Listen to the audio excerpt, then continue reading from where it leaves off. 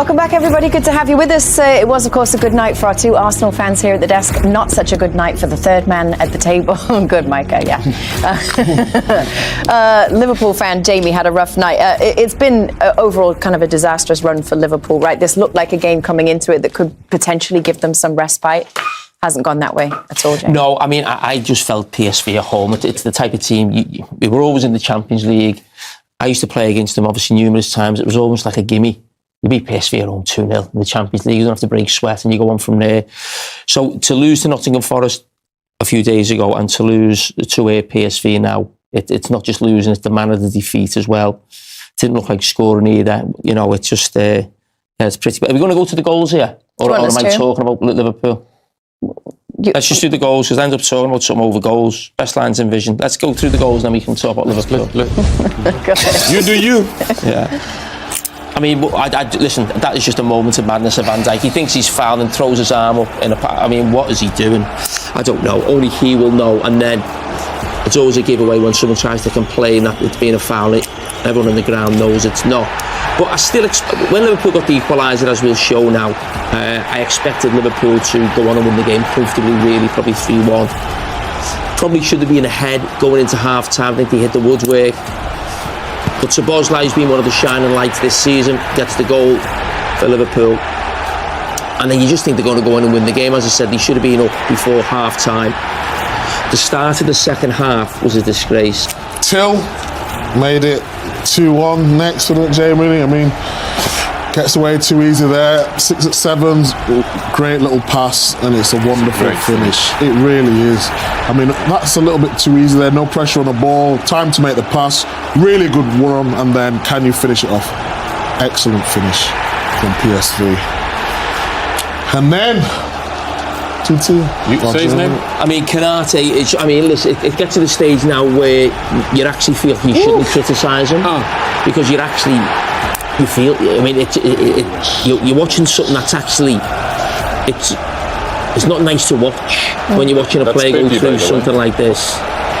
I mean, listen, I've never thought he was top class, but he's just going through an absolute nightmare that is nowhere near good enough from what we're seeing right now. And then to lose 4-1, I mean, it was 3-0 at the weekend, it should have been 4-0 actually. It's too easy that though, isn't it? Oof. Liverpool, you can't lose like that. There's a way to lose games of football. And listen, we've all been involved in games like this, but this has happened week after week after week. And I really don't know where you go from here. What do you think is going to happen, Jimmy?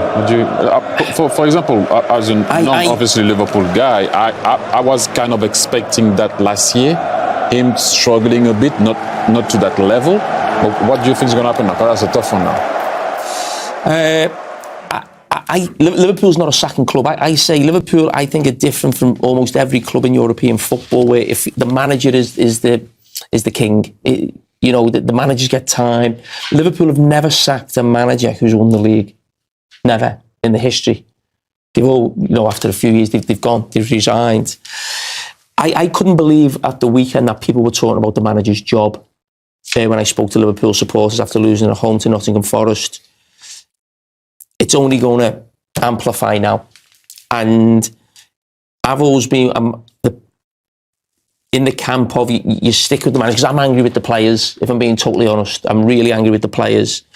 But it does get to a stage with any manager at any club where I always use this word, untenable, where it almost feels like it can't go on any longer. I'm not quite there yet personally in terms of the manager, but I know a lot of supporters will be. But I've had a lot of time to think about it because I knew the game was over well before the final whistle. I think what you see now is Liverpool in 2018 under Klopp starts this sort of journey of being a great team, and then Slot comes in. And we're now, 7 or 8 years later. The catalyst for Liverpool at the very start of that run was Alisson, Van Dijk and Salah. Alisson's injured a lot now, so he doesn't play so much. But you're watching Van Dijk now, not the same player. And Mo Salah looks like his legs have gone. I don't like criticising them, and I think some of the criticism of them this season as players has been harsh. you always look for your leaders in your team to step up when things are not going well. Now, I've been critical of Mo Salah off the pitch. I want him to come out and do an interview tonight and speak to the Liverpool supporters about what the players are going to do, what's going on in the dressing room, giving the supporters hope that things are going to improve. But I don't like criticising on the pitch because they're absolutely legendary what they've done, and the legs have just gone, especially with Salah. Van Dijk now can't help other players. He needs help himself. And that just means that he's a normal centre-back, like I was at one stage. So maybe he's not superhuman right now. But they've been that good for the football club. I look at some of the others. Step up. Can you only play well when they play well? Or they carry you? Their seasons last season were off the scale, and everybody else enjoyed that win in the league, and they're all league champions. They've got it on the CV, and great. But when they're not there, where are they? Where are the others? Where are the other players? So that's why I get angry talk about the manager, but it's inevitable and something could happen.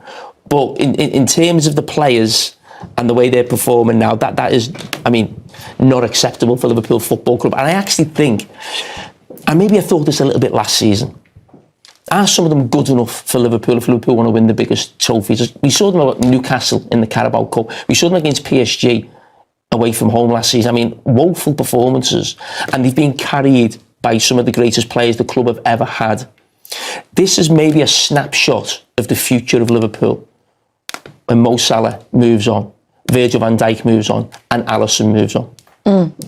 As far as we know, Mohamed Salah hasn't yet spoken tonight after the game, but Curtis Jones has. So it'll be interesting to hear what he has to say. Let's listen in. It starts with just wanting to be a man out there and just wanting to tackle someone and just be a dog out there. And it's not always the fact that, you know, I've got these lads who are nice on the ball that, you know, we just play, like go and smash someone and you know, it comes from me as well. I'm not saying that the other lads have to go and do it, because I'm in the exact same boat that, you know, that the lads are looking at me as well, say go on then, smash someone. So, you know, it's got to be on me and the rest of the lads to change this around, to not be so nice where teams are coming here thinking, oh, we're going to win here, we're going to score 2, 3, 4 goals. No, you come in here, and this used to be, you know, it used to be a place that you hated to come, you know, with the fans, with us, and now we played, and now we go and press, and we're just absolute dogs, and then we have the ball, and then we play. Whereas now, you know, we hardly even play. You know, there's times when we do play, but off the ball stuff, I think that's the stuff that has to change. Do you want to react to that? Do you want to talk about a different well, yeah, Curtis Jones is not young anymore, actually. You know, he's a local player, and he's passionate. He's obviously hating right now, and he's given an interview that will probably go everywhere. I'd love to have seen Mo Salah speaking there rather than Curtis Jones coming out. But when he's saying we need to put a tackle, we need to go to the ball, who's stopping you? The only thing in football someone can't stop you doing is running.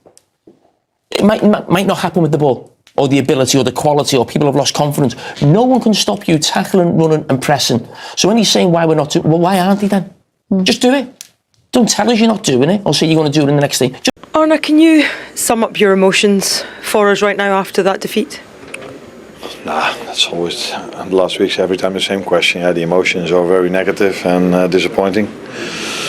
After I'm looking at the screen now, I see the way we conceded 1-0. But I want to be positive about the reaction of the players after we went 1-0 down, because I think till half-time we played a very good game. After another disappointment, we came back into the game. I think we had enough chances maybe to go 2-1 up. And at half-time, I don't think anyone would have expected us to lose this game 4-1. What did Virgil say just on that penalty? Because he seemed very unhappy at the awarding of it, feeling that he'd been fouled. I think he got a little push, and that's I think what I saw, what he wanted to say to the referee. That little push unbalanced him. That's why he raised his arm and made the handball. But yeah, I don't think the VAR will ever overturn a small push like that. Like you said, that the reaction to that and then managing to get yourself level, did you feel at that point that you had the capabilities and even the chances thereafter to go on and turn this game around? Yeah, we did till half-time. And then after half-time, we conceded quite early the 2-1. Where I think after us conceding the 2-1, we still had a few good chances to go 2-2. But then 10, 15 minutes before the end, I think conceded another goal, and hard to take. How do you combat the fragility that seems to set in when you do concede and obviously have to try and recover in matches? Yeah, that's not always easy, but that's why I say after we conceded the first one, I think we saw the reaction I want to see, and it's not easy because we lost, of course, in the weekend, big loss, and then after 3 minutes going 1-0 down. So the mentality I saw afterwards was as you were hoping it to be, but it's not always so easy if you had so many disappointments. Even after the 2-1, I think we kept trying. We were close to scoring the 2-2. But end result is 4-1, and that's of course another big loss. You knew exactly what PSV were going to bring to this game, but would you say with the way the game unfolded there was a difference in the way the teams reacted mentally and physically to situations? You're talking about us now, or? Yeah. I don't exactly understand. Can you ask one more time? Just the way PSV played and the way they reacted, in the transition, they were very fast. But do you think there was a difference between the way Liverpool players reacted in the transition? I liked the way we reacted in transition in the first half a lot. I think almost every time we won the ball back, we could keep them on their half almost all the time. And there were parts of the second half that we weren't able to, especially the start of the second half. It felt, I constantly felt, what's wrong with Hugo? It felt as if he couldn't move as he did the first half. So that's why our press was, I think, also a little bit off. And he just told me that, in the first 5 to 10 minutes of the first half, he already felt his back too much. That's also why he had to go out. But not that it's only about him, but we couldn't bring the same, in the first 5 to 10 minutes, the same power in our pressing as we did in the first 45. It's another game conceding, 3 goals or more now, the third one in a row. I know we spoke yesterday and you said, you were trying to find solutions. Where do you go from here now ahead of another huge game at the weekend? The only way to go is to go through now. And what I mean with that is, we just have to face where we are in and fight really hard. And would be nice if we don't every time get this knock of a goal we concede, because it's not only conceding a goal, it's also the feeling, I think, at least the feeling I have, and I think the players will probably have the same in our fans as well, that after 45 minutes you don't expect to be 1-1, you expect to be up. And instead of being up 5 minutes after half time, again we concede, or 10 minutes, I don't know exactly, but that's hard. But like I said, the reaction of the players, especially in the first half and after the 2-1, was the reaction you expect from a Liverpool player. But I said it many times now, end result is 4-1. Well, Peter, congratulations on the result. When you planned how you wanted this game to go for PSV today, did it look like that? A bit, not the draw, but I think we scored the first goal, which was important. But like I said, after they drawed, we had our worst period. Mm-hmm. They played well in that time, and if they scored a second goal, I think it'd go different. But the second half was better from our side. We scored a fantastic second goal. After that, we played well. What did you say at half-time to bring on that second half performance? Not much. Some details. Our 2 players of wide have to play more from the inside, so they close down the center, and they have to play more from the side. Small things. The most important was that we play football ourselves, and we took some risks in that, but this is how we play, and today it went well. You spoke yesterday about the quality Liverpool have and about how your players would handle this occasion here at Anfield. How proud are you of them that they were superior in many of those moments? No, for sure. I'm proud of the lads. They had a great performance and a great result. And we take this to our championship because this is experience you need to stay and play in the top. There were moments though where you caused a lot of problems for Liverpool. Was that something that you highlighted before the game to try and exploit their fragility, perhaps in this transition and at defensive set pieces? Well, for me, the most important today was that we play football, that we play a good position game, that we're not afraid to build up from behind. Because if we only play the long balls, you see, we don't have the tall, strong players. We have the technical, skillful players, and you have to play football with them, and that's what we did today. And it was great scenes at the end with your players and the travelling supporters here. Yeah, our fans are amazing when we play away. Last year in Arsenal, after a big defeat at home, they were all there, and it's something special. Yeah. Well, it's quite an achievement to silence Anfield, and you did it today. Well done. Curtis, another defeat. So how do you assess the performance and the result? I don't know. I don't have the answers. I'm the same as everybody else. Just unacceptable, if I'm honest. As I said, yeah, I don't even have the words. I'm past being angry inside it to where I'm at the point now to where like I just don't have the words. I can't. You know, it's hard to actually find the word. You know, I play and a fan, and I'm seeing it like this where, you know, from a long time, you know, I haven't experienced a team playing this bad and results like this. But at the end of the day, we've still got that badge on our chest. So until that badge goes, you know, we're always going to fight and try and get this team back to where it needs to be and show the whole world why Liverpool is the best team in the world. But as of now, yeah, we're in the needs to change. It's such a difficult run you're on at the moment, obviously. Is it a confidence thing now at the moment? Whenever you concede, is it just becoming worse and worse to pick yourselves up?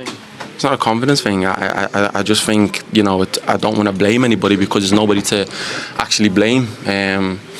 You know, there's probably going to be talk around the world that, you know, it's the style of play, or it's the team that he picks, or it's the man just felt this and that. You know, if you look at our team, then it's the exact same lads that have played for years in the team. So yeah, you can't blame anybody or say, you know, it's confidence and stuff, because actually at times it's mad to actually say, but you know, there's passages of play where we actually play well, but we just can't score, and maybe if we do score, you know, it changes the whole game and stuff like that. But as of now, it's kind of like everything good that we do, it doesn't lead to the goal, and everything bad that we do, it leads with a chance for them. Either it's a goal, it's a corner, it's a chance. And yeah, you know, you can speak about, you know, part of the game that you're up, you always feel up, and you're down, you always feel down. But I feel now that we're at the point where it's past where Liverpool should actually only dip to. So yeah, we need to speak as a team and a collective and change it. Can you put your finger on what it might take to haul yourselves out of this, and what do you need to talk about as a team specifically? There's loads of things. I could stand here all day, but it starts with just wanting to be a man out there and just wanting to tackle someone and just be a dog out there. And it's not always the fact that, you know, I've got these lads who are nice on the ball that, you know, we just play like go and smash someone, and you know, it comes from me as well. I'm not saying that the other lads have to go and do it, because I'm the same. I'm in the exact same boat that, you know, that the lads are looking at me as well, say go on then, smash someone. So, you know, it's got to be on me and the rest of the lads to change this around, to not be so nice where teams are coming here thinking, oh, we're going to win here, we're going to score 2, 3, 4 goals.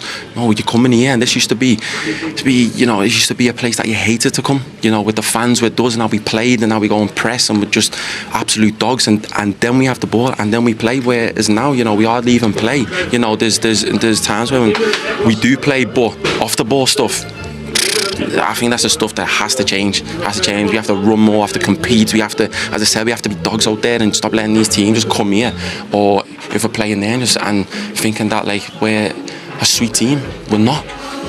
You know what I mean. So it's you know, it's a lot that I can say, but as of now, you know, we need to go and speak as a team, and we don't blame anybody, because at the end of the day, we're a family in there, and we'll stick as one. And I just want to say from me that I apologise to the fans around the world, but if you stick with us, get through this. It's amazing game. Very nice. How do you feel? Very, very nice. Yeah, win at Anfield 1-4. It's amazing. It's amazing. We played good football. I think the first half we didn't get through with the ball possession, was mostly defending. The second half we had the trust in ourselves and in our game, and yeah, we made 4 beautiful goals. To win against such a strong team like Liverpool is not easy, even with 4 goals. So what made the difference today?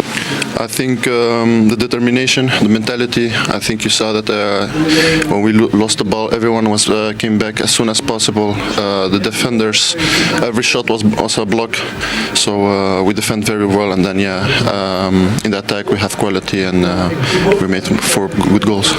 Kohybe got a prize for player of the match. What do you say to him? How do you find him? No, he deserves it. Of course, it's tough to come out of the bench, but you see, we have a very large squad, so the guys who play are very good with good quality. But even the guys on the bench can make the difference. And today, again, they made the difference. So I'm very happy for him because he's also my friend, and he can enjoy it now. He can enjoy. Kohybe, he's coming now. He's gone. Okay, so this win, of course, opened the hopes for the next rounds, next games, next challenge. So how do you view the team journey in the Champions League this season? We started not well, but now we're in a good position, but we're not satisfied. There's still 3 difficult games against the 3 good teams, so tonight we can enjoy it, but then we have to focus on the league, because that's also important on Sunday, and then we'll see for the next game. We go game by game. Finally, you played very well. You help your team, your colleagues. So how important is the team mentality in such a strong game? Very important. I think because, like I said, we have a very large group with a lot of quality. There is. And blijf daar. So yeah. No, we skip this question. We have the man of the match. Congratulations on your victory, player of the game. So how do you feel? How do you express? What does it mean for you? Yeah, I think I'm still dreaming. It's fantastic to score here on Anfield against Liverpool. Is amazing. I'm so happy. So he talk about you. He say you are amazing today. What do you say about him? I say he's the Moroccan king, and I think he need a little prince. So, Regregi, if you see this, don't forget. No, I'm so happy. This is an amazing player. You see how he played today. So important for our team, and it's how we played the first 70, 80, 90 minutes was crazy. So I'm so happy. Especially when you win against strong team such Liverpool, 4 goals. Yeah, it's unbelievable. Against Napoli, 6 goals. Against Liverpool, 4 goals. So it's incredible. Right, and that's a tough result to take. Can you explain to us just how you're feeling, just what the conversations have sounded like in the dressing room after that? Yeah.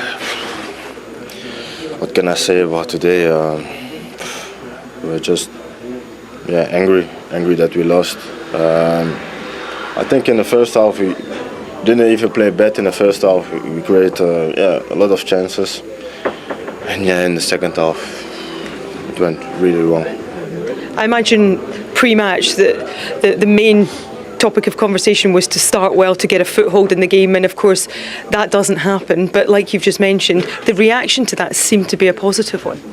Yeah, of course. We came early 1-0 down, and then you see the reaction from us in the first half. I think we did good after. We played some good football. What I said, we created a lot of chances, and then it's so hard to find the words. We are just in a bad place right now. You say a bad place. Can you try and explain to the supporters sort of where this fragility comes from during a game? You concede a goal and then obviously things become very, very difficult, as happened in the second half. It's just, I think we concede 2 easy goals. That is our problem right now.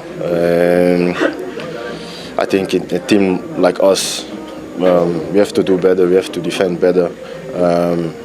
We are a top team, we have really good qualities, but everything falls in, not in our way. So it's really difficult at the moment, but we have to stick together and go from there. I mean, this is a squad that achieved so much last year, but do you feel that the balance of the team during games is not quite where it needs to be at the moment? We don't have the momentum right now, I think. What I said, everything falls not in our way right now. Even like the duels, the 50-50 chances, it's really difficult. But what I said, we have to stick together and go. Mikel Arteta has made it clear that Arsenal will need to unleash their complete player against Bayern Munich. The Gunners host the German champions at the Emirates Stadium on Wednesday, and one man in particular could be decisive. Ebereki Eze, described as a very complete player by teammate Mikel Merino, is emerging as one of Arsenal's most dangerous weapons ahead of their Champions League clash with Bayern. The 27-year-old announced himself in North London with a stunning hat-trick in his first derby since arriving in a £67.5 million move from Crystal Palace. His 3 brilliant goals dismantled Tottenham, and truthfully, he could have scored even more. Merino believes every one of Arsenal's 8 summer signings has lifted the squad's level, helping the team build a 6-point lead at the top of the Premier League. But Wednesday's matchup is different. Bayern Munich, the reigning Bundesliga champions, represent the toughest test yet for Arteta's side. Speaking after the win over Spurs, Merino praised Eze's qualities and hinted at the impact he could have in such a high-stakes European battle. "We've brought in a lot of players who can make a difference. But you can see that other teams have spent big as well," the Spain international said. "Individual brilliance can win matches, sure, but in the end, it's the team that matters. If you have great players who don't connect, that's a problem. The good thing about this group is that everyone thinks about the team first." When asked about Eze specifically, Merino didn't hesitate. "I think he's incredibly complete. He can dribble, he can pass, and his technical quality is outstanding. In Spain, we always talk about players who can connect with others. He has that naturally. He grew up with that instinct to link play, move the ball, and build relationships on the pitch. He also has the mindset to get involved, demand the ball, and influence the game. At the same time, he's strong, he can take players on, and he can finish. He's a truly complete signing." Merino also touched on how the modern game often reduces players to simple numbers. "These days everyone judges players by goals and assists, that's just how it is. But as footballers, we see the deeper qualities he brings, the technique, the movement, the intelligence. Even in training, you can tell immediately how special he is. Yes, he's scoring goals, but he's much more than that. He's an exceptional player, and we're incredibly lucky to have him. He can play in several positions and adapt to different systems. He's been a huge addition for Arsenal." Beyond the technical qualities, Merino believes Eze's attitude, and the healthy competition within the squad, will be crucial in Arsenal's title push. You can hear the calm in Ebereki's voice and see it in the way he carries himself. He's confident, grounded, and every morning we sit together in the sauna at the training ground and talk about everything, he added with a smile. "He's a great guy, already fully integrated, and we need players like him. Competition is fierce. There's so much quality in this squad."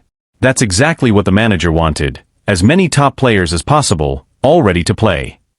It makes his decisions tough, choosing who starts and who doesn't, but it also pushes every one of us to give our best in every session. And that's why we're improving as a team. As Arsenal prepare for Bayern's arrival, Arteta is facing one of the most delicate balancing acts of the season. The squad is healthy, competition is fierce, and expectations have never been higher. But behind the scenes, there is a growing sense that Eze's versatility and calm presence may be essential against a Bayern side known for controlling the tempo in big European nights. Arteta himself has hinted at Eze's importance without naming him directly. After the Tottenham victory, the manager spoke about the need for players who can break pressure, dictate rhythm, and stay composed when the game becomes chaotic. Those inside the club believe those comments were aimed at Eze as much as anyone. The coaching staff has been particularly impressed by how quickly he has adapted to Arsenal's positional play structure, a system that demands far more tactical discipline than what he was used to at Crystal Palace. Analysts at the club point to his growing influence not only in the final third, but also in build-up phases, where his ability to glide past pressure could help Arsenal bypass Bayern's aggressive midfield line. There is also an awareness that Bayern's fullbacks tend to push high, leaving spaces between the lines. Eze's skill set, sharp turns, deceptive acceleration, and precise final balls, could be exactly what Arteta needs to exploit those gaps. Outside the club, pundits have already started circling Wednesday's match as a defining moment for the £67.5 million signing. Some believe that if Eze can impose himself on a Champions League quarter-final against Bayern Munich, it will confirm his arrival among Europe's elite creative players. Former players have echoed that sentiment. Several ex-Arsenal figures, speaking on television over the weekend, highlighted the need for someone who can change the temperature of the match with a moment of calm or an unexpected burst of creativity. Ease, they argued, is one of the few in the squad capable of both. Meanwhile, Bayern Munich come into the match with their own confidence. Their midfield trio has been one of the most dominant in Europe this season, and they have shown a repeated ability to suffocate opponents early. That dynamic is precisely why Arteta may lean on Ease's composure. When the game tightens, Arsenal will need a player capable of slowing it down, protecting the ball, and finding solutions in tight spaces. Within Arsenal's dressing room, Mourinho's praise reflects a broader consensus. Senior players have reportedly been struck by Ease's humility and work ethic, qualities that have helped him integrate seamlessly into a squad that already had strong internal chemistry. Staff members describe him as someone who never forces the game and lets the match come to him, characteristics that could prove invaluable in a high-tension Champions League tie. As kickoff approaches, the narrative surrounding the match has shifted. What began as a test of Arsenal's resilience has quietly become a spotlight on whether Ease can elevate them in Europe the same way he has in the Premier League. For Arteta, the equation is simple. If Arsenal are to overcome Bayern, they will need more than intensity. They will need control. They will need creativity. And increasingly, they will need the completeness Ease brings to every phase of the pitch. Whether he starts in a wide role as a floating midfielder, or even as an interior playmaker, the expectation is the same. Ease will have to find the spaces others cannot, and influence the game in ways that statistics alone will not capture. The stakes are high, the opponent is formidable, and the spotlight is intense. But within the walls of London Coney, the belief is growing that this is exactly the kind of stage Eberechi Ease was signed for. Martin Odegaard is nearing a return to action after suffering a medial collateral ligament injury in Arsenal's 2-0 win over West Ham earlier in October. Yet, 3.5 years after Mikel Arteta named him captain, the Norwegian finds himself in an unfamiliar position. His place in the starting lineup is no longer guaranteed. For the first time since joining the club permanently from Real Madrid in August 2021, there is real debate over whether he remains an automatic choice for Arteta's 11. Odegaard, now 26, has been central to Arsenal's resurgence under Arteta, the conductor who shaped the team's rhythm through some of their most fluid football. But this season, the Gunners have been forced to navigate long stretches without their captain, first due to a shoulder issue that kept him out of 4 matches in September, and then because of a knee collision with West Ham's Crescencio Somerville that sidelined him again. And during his absence, something significant happened. Eberechi Ease stepped into the spotlight.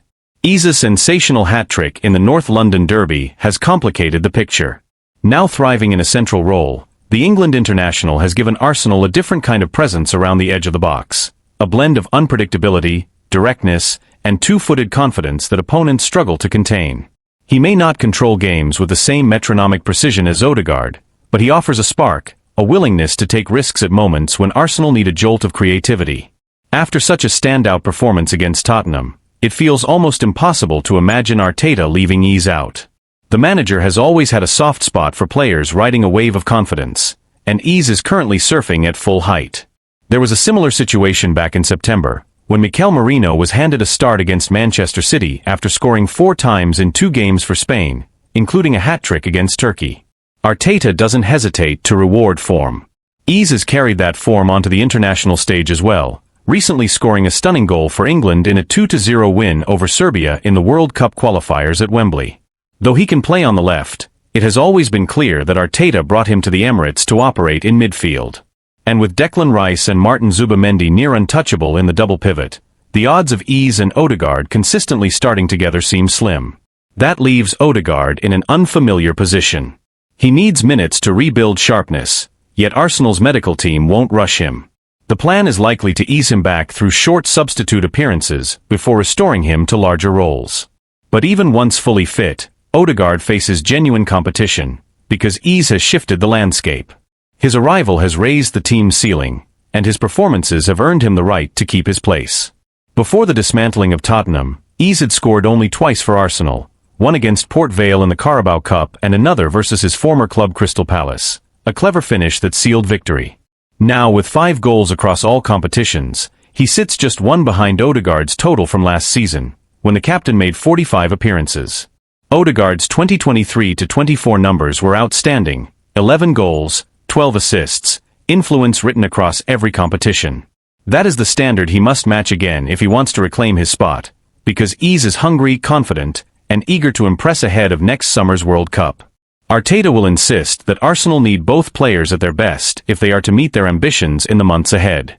And with Kai Havertz also working his way back to full fitness, potentially slotting into midfield behind marquee striker Victor Gyökeres, the battle for places has never been fiercer at the Emirates. For Odegaard, the message is clear: he must rise to the challenge. His leadership and quality remain unquestioned, but he can no longer rely on reputation alone.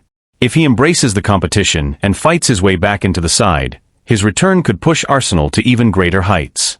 And if the team has already reached this level without several key figures, the potential for what comes next may be even greater. Inside the club, staff members are quietly acknowledging that Arsenal are entering a new phase, one where no player, not even the captain, is immune to tactical evolution. Arteta has spent the past 2 seasons building a squad capable of sustaining pressure across multiple competitions, and the emergence of Yves is a sign that the manager's long-term planning is beginning to bear fruit. Depth is no longer a luxury, it is a necessity. But with depth comes difficult decisions. Arteta has always valued balance in midfield, and the contrasting profiles of Odegaard and Yves force him to reconsider what type of midfield best suits the team's ambitions in Europe and the Premier League. The technical control and spatial awareness that Odegaard brings have defined Arsenal's identity under Arteta.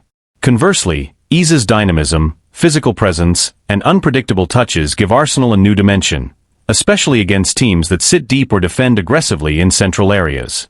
This internal shift has also caught the attention of analysts and former players. Several pundits have begun to question whether the captaincy should guarantee a place in the lineup, especially at a club with ambitions of challenging for the Champions League. Others argue that Odegaard's leadership is too valuable to sideline, pointing to the standards he sets in training and his influence over younger players. Those debates are already spilling into the media, and they will only intensify as the season progresses. There is also the tactical question of whether Arteta might eventually experiment with a system that accommodates both Yves and Odegaard, something he briefly attempted earlier in the season during the win over West Ham. But with Rice and Zubimendi forming an almost impenetrable midfield pairing, any reshuffle risks destabilizing the defensive structure that has made Arsenal one of the most resilient teams in the league. The manager has hinted that he is open to adjustments, but only if they enhance the team's overall cohesion. For Odegaard himself, the challenge is as much psychological as it is physical. He has worked hard to cultivate an image of calm authority, a leader who raises the level of those around him through clarity and consistency. Now he must show that he can adapt, compete, and respond to adversity. His teammates still speak of him with admiration, describing him as one of the most studious and detail-oriented players at London Coney. They believe that once he regains full rhythm, he will naturally reassert his influence. Yet even they acknowledge that the landscape has shifted. One senior player privately remarked that, "The team is different now, Yves has changed what we can do in the final third." That sentiment reflects not a lack of faith in Odegaard, but an understanding that Arsenal have evolved while he has been sidelined. For Arteta, the ideal scenario is straightforward: a fully fit Odegaard competing with a fully confident Yves, creating a level of internal competition that lifts the entire squad. The manager often speaks about the need for healthy tension among his players, pressure that keeps standards high without fracturing unity. The arrival of Victor Gyökeres, combined with the recovery of Havertz, only amplifies that dynamic. Arsenal's season will almost certainly hinge on these midfield decisions. With Champions League knockout matches approaching and the Premier League title race tightening, Arteta must decide not only who starts, but what kind of identity he wants his team to carry into the defining months of the campaign. The next few weeks will reveal whether Odegaard's return sparks a resurgence or a battle for relevance. If he manages to reclaim his place, it could serve as a reminder of why Arteta trusted him with the armband in the first place. If he struggles, it will underline how rapidly Arsenal are progressing, and how little room there is for sentiment at the highest level. Either way, the captain's response will shape not just his future, but the trajectory of a team that believes it is on the brink of something significant.